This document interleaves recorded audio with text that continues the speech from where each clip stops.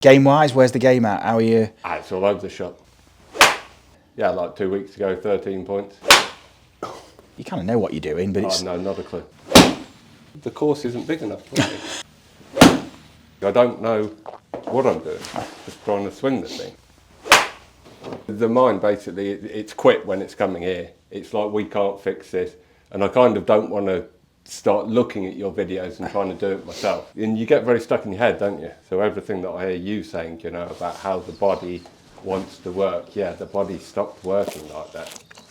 You know, and now I'm in that thing where it's seen that the head's way doesn't work of trying to do these things. Yeah. But everything's got so tight that the body doesn't flow anymore. Yeah. So it's kind of like you get out there and it's a struggle. You let it go, didn't you? Next week, 42. Really? Yeah. Wow. So thinking-wise, is there a lot of thinking on the ball, or have you kind of just given yourself... Oh, yeah, no, it's a mess. Obviously, you're on this quest, searching for information, to fix what you perceive as your faults. It starts getting out of hand, chaos, it's kind of, Yep. and you're just trying to contain it somehow. You focus your attention on a certain swing thought, it works for a while maybe, it's a distraction. What we're doing is we're taking ourselves deeper and deeper into the mire, because we're just overlaying, if you like, Yep. temporary fixes, which are really just a temporary distraction of your attention. It'll be good information, it'll be like, yeah, look, this is, conceptually, this all makes sense, logically, but movement is a very different thing to modelling. Trying to model movement is actually the opposite of how we create movement. We're not robots, and we don't have these kind of fixed motor patterns. Yes, there are habitualised patterns, but they're not the exact same every time. So when you're walking, your knee's not bending the exact amount of degrees every single time. We're adaptable. There are ranges that we're operating within. It's such a complex system. We can't possibly try and control this thing, or even try and control it by measuring it and then thinking how we can then forward engineer it. Yeah. We've actually got to just accept that this thing is, like you've just said, it is chaos. But if we attune ourselves to this chaos, we can start to make sense of it and create some order. Because we're using up what we're going to need for later on in the action, we can't use it anymore, so we can't push off the floor much. So you've struck the ball and you've not really used any of your vertical, because you've used up some of the components that pattern needs. Yeah. This gives the clue.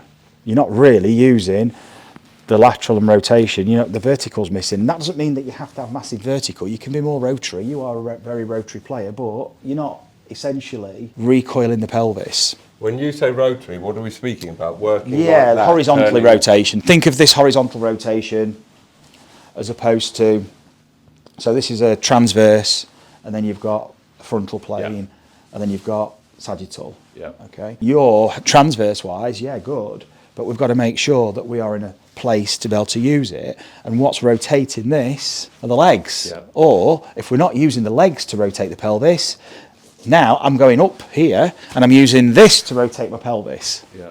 I'm using my torso, I'm using my spine to rotate. So now I've got to create some momentum from here to try and get my pelvis reacting, as opposed to from the ground. But what we want to do is spring load the rotation of the pelvis. So if you were to throw, you wouldn't go straight into rotation. You would actually probably try and get some counter rotation. So as I'm rotating, I'm stepping forward, which is the lateral, and I'm rotating back. Yep. As I'm going forward. So I'm stretching, I'm spring loading everything, ready to push off, then I can go. If I'm swinging and I'm using up that rotation too early, and I'm driving it from here as well, the legs now aren't actually actively driving the action. I'm losing the compliancy between the upper body and the lower body, because now the upper body's driving it, the lower body's just really supporting the movement of my upper body, just to facilitate somehow this release and maintain balance. So what's happening then is that we're rotating and everything's getting thrown too early while you're back here with your mass. That's your chaos. And if that's going early, whoosh, how do I control this thing? But if I do that, you can see there's a lot more control. And I'm not putting any more effort. In fact, it's less effort. I'm just making sure I can maintain my pivot forces, which then enable this to trail, and that tensions itself. Yeah. So all I've got to make sure is that weight stays behind me for as long as possible. Right. And ours is starting to get thrown. but there's something going on, you see. Because if the body's not got the ability to use its propulsion, okay, it's got to get these forces from somewhere else. Well, if we're not using vertical, we're going to have to use rotation. But that now creates more of an issue because I'm going to the upper body for rotation to get my force. I'm just going to throw it earlier and earlier and introduce more and more chaos earlier and earlier and in a greater amount. What I see as the fault is actually the body doing a brilliant job to even unreal to save it. I'm looking and saying, why won't it do what I want it to do? And it's doing an amazing job. It's phenomenal. It's the best problem solver known to man. The thing is, if we remove some of the problems, then it can just operate much more efficiently. Yeah. So let's start with the legs straight and just go back and forth, toe to heel to toe. Now side to side. Both the same way? Yeah, but without bending the knees, so legs straight. And just rotating. So it stretches out your calves as you go back, and then it lowers your thighs as you go forward. The movement creates the stability. You're basically doing that and it gets more and more tensioned and stable. I'm pushing off the floor and I'm moving away from that foot as I rotate, so that's happening. So that creates stability, but what it's doing, it's creating elastic potential. When we did this, your hip didn't like it, but as soon as we take this away and we can just now start to use the upper body, it loves using the upper body to rotate the pelvis. So we're seeing that you're using your upper body more to use your pelvis. So we're going to flip it. So what I want you to do now is make a walking action. That's it, toe to heel to toe, just back and forth. And now use that action, Nick, to twist the belt buckle. Let your knee move in, let the knee collapse to help your hip move across and rotate your pelvis both ways. That's it. Lovely. And this is using the forces back and forth through the feet. That's going to help us rotate. Now this is better. And now we're going to make life a little bit easier for your body because we're going to bring in the arms. So now we're going to swing the arms with the rotation of your body. That's it. Because your body's using its upper body, your brain's using its upper body for mapping where you are, really, because that self-awareness for the lower body, the hips, and it's not quite there, but as soon as you start to bring in your arms. So now just swing them back and forth, so they're just tracking back and forth. Let yourself rotate. If you love the coaching and want to experience the effects of the training that you see with our pupils, you can purchase the GRFI system yourself by following the link in the video description. You'll get all the equipment and a 2-hour download covering all the fundamentals, exploring your movement and how you can use the ground and create those all-important ground reaction forces and transfer them through to club head speed and experience the gains that you're seeing in the videos. So drop, pop, then the arms, watch me, drop, pop, and then the arm swing, drop, pop, and the arm swing. Yeah. Yes. Lovely. Nice. We've got it. We've got it. You've got it. That is mega. So now, just feet closer together. Just feel yourself drop in and pop in using the floor to twist. So you drop, and then you can push off to twist, you see. Look at that. Got a chain. That is awesome, Nick. You're saying, he's got it, he's doing it. Exactly. But the mind is saying, but do I know what I don't know what I'm doing? No. It's doing, not thinking. Your body's not really responding to what you're telling it instructionally wise. Yes, that's influencing it. But it's feeling. Good. Now keep going and see how late you can make the swish on the way through. How late can you snap it? Yeah, you went. That was great where you went then. Okay. Thinking. Yeah, don't worry. You did awesome. Just make a late swish. What causes that though? That was awesome. So that's only because I'm engaging the brain when I'm moving. So you went to swing, and what you did was you're doing it without thinking. You went that way. Yeah, granted. And then from here, as soon as you told me to pick the club up again, I'm like, I'm doing something different. Yeah, I don't know what I'm doing. It's the older bit. I don't know what I'm doing. Your body, as soon as you pick that up, senses this, and it wants to take you back to how you used to move with it. But we're going to go into a finish. Your body doesn't know where to go at the minute on the finish. So now, just swinging it, and then just spring, just go into a finish. All we're training the body to do is accept this force, because your body has always done this in its swing, and we're doing the opposite. So on the left, that's it. Love a flamingo drill, me. Swing to a finish. I just want you to hold your finish at the end. Well done. Brilliant. Yeah. Different feeling? Different And you finish? No. I don't feel... That's all right. That was awesome. Look I at suppose when you're asking different feeling, I'm saying I felt that before. I know that it feels... Yeah. I know that the feeling of the end of that swing is different to what So what I want you to recognise, which you did beautifully then, is the push-off and the dynamism. You were here and you went, bang! Yeah. You pushed off. That was great. The speed of it. You swung back and then you recruited that push-off. There. Look at the consistency of these golf shots.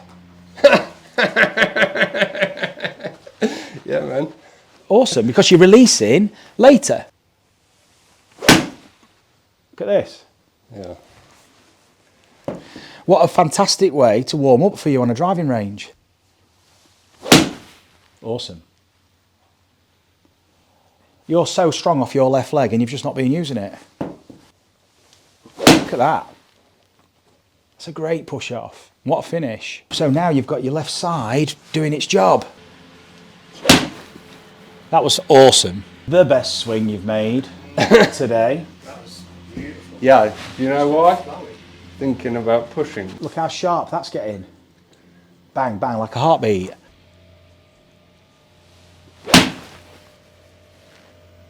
Awesome. Backswing length and that, don't worry about that. No, that's going to sort itself out because it's like you asking me how far should I take my arm back to throw a ball. As far as you need to. That is such a nice swing, Nick. This today is the start of you reframing how you think and perceive your golf swing so that you don't need to concern yourself with unnecessary noise which will become redundant. Yeah. I mean, that is awesome. What a finish. How consistent your shots have been. They've all been like that. Like you say, you don't need to cut rough down. Oh, wow. Nice. What a shot. Look how far that's got gone. Snow on it, mate. Yeah, look how far it's gone. I don't do that. I don't hit the ball that high, I hit it lower. If you want to hit it lower, then you can just shift forward, stay forward. Keep the low point forward.